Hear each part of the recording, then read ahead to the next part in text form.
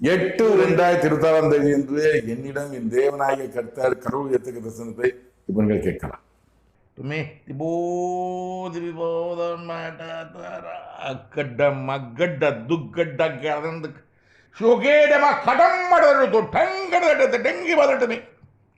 வாதையினாலே கோடிய வாதையினால் மரண வாதையினாலே ஒருவனுக்கு வேதனை விதை என்னும் நாமம் கொண்டவனுக்கு.